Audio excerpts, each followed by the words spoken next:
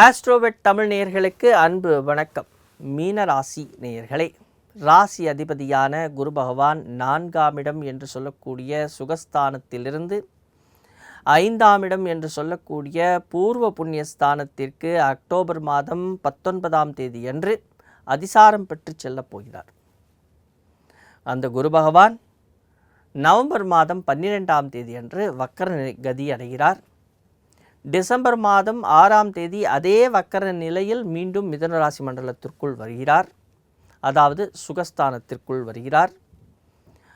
அவர் வக்கர நிலையிலேயே மார்ச் மாதம் 11ஆம் தேதி வரை அங்கே வீற்றிருக்கிறார். பிறகு நேர்கதி அடைகிறார். இப்போ குரு பகவான் உங்களுடைய ராசிக்கும் 10ஆம் இடம் என்று சொல்லக்கூடிய கர்மஸ்தானத்திற்கும் அதிபதியாக வருகிறார்.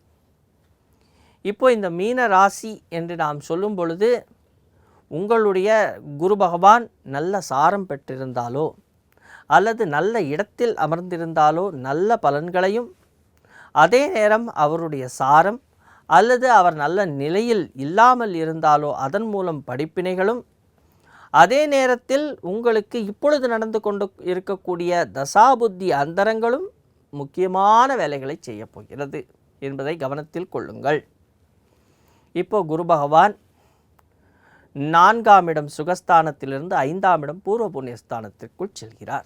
சிலருக்கு திருமணத்தின் மூலமாக கிடைக்கக்கூடிய லாபங்கள், குழந்தை பேறு போன்ற விஷயங்களில் சிறிய தேக்க நிலை கண்டிருப்பீர்கள்.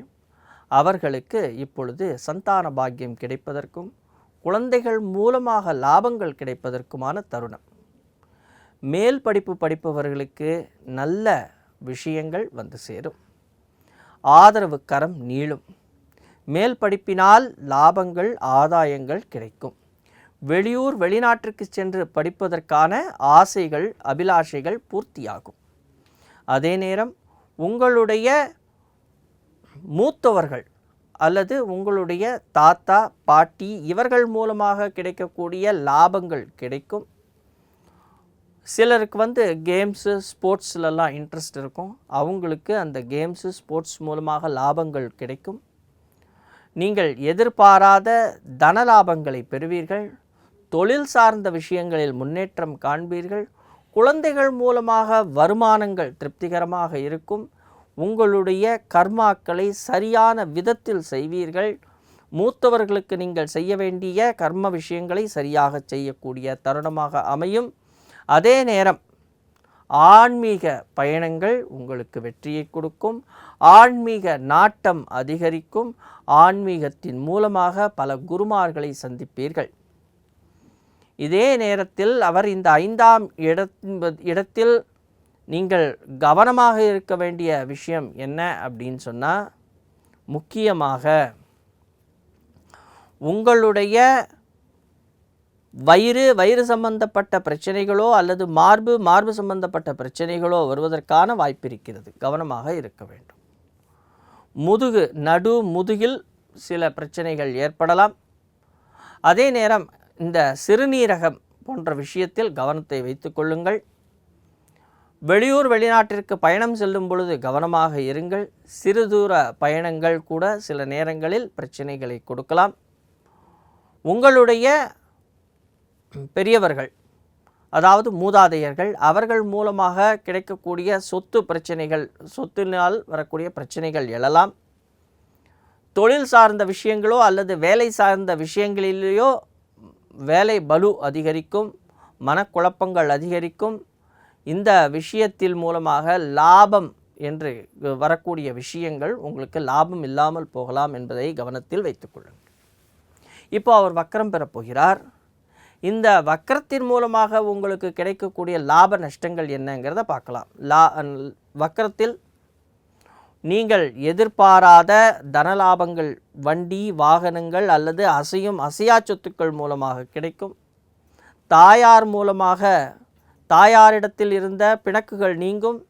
தாயாருடன் ஒரு நல்ல ஒரு கூட்டாண்மை அல்லது அவர்களுடன் இணக்கமாக இருத்தல் அல்லது குடும்பத்தாருடன் இணக்கமாக பயணிக்கக்கூடிய நல்ல தருணங்கள் ஏற்படும். அதே நேரம் இந்த ஷேர் மார்க்கெட்டு போன்ற விஷயங்களில் லாபம் பெறுவீர்கள். ஷேர் மார்க்கெட் மூலமாக நீங்கள் எதிர்பாராத தனலாபங்களை பெறுவீர்கள். குழந்தைகள் மூலமாக தனலாபங்களை பெறுவீர்கள். அதே நேரம் உங்களுக்கு இருந்த இந்த வியாதிகள் நீங்கும். வியாதிகள் நீங்கி ஒரு நல்ல வாய்ப்புகள் உங்களை வந்து சேரும். அதே நேரம் உங்களுடைய பேச்சு திறன், நீங்கள் பேசக்கூடிய திறன், நீங்கள் உங்களுடைய கேள்வி ஞானம் அதிகரிக்கும். கேள்வியின் மூலமாக சிறப்பாக செயல்படுவீர்கள். இதே நேரம் உங்களுடைய ஜாதகத்தில் குரு பகவான் நன்றாக இல்லாத பட்சத்தில் கவனமாக இருக்க வேண்டும். உங்களுடைய பேச்சில் கவனம் வைத்து கொள்ளுங்கள். பேசும் பொழுது கவனமாக பேசுங்கள். அடுத்தவர்களுடன் உரையாடும் பொழுது கவனமாக உரையாடுங்கள். உங்கள் எண்ணங்களில் ஸ்திரம்பட நீங்கள் கவனத்தை வைத்து கொள்ள வேண்டும். அதே நேரம் தாயாருடன் பயணிக்கும் பொழுது எச்சரிக்கையாக பயணிங்கள். அவர்களுடன் பேசும் பொழுது கவனமாக பேசுங்கள். வீண் வம்பு வழக்குகளுக்கு இடம் கொடுக்காதீர்கள்.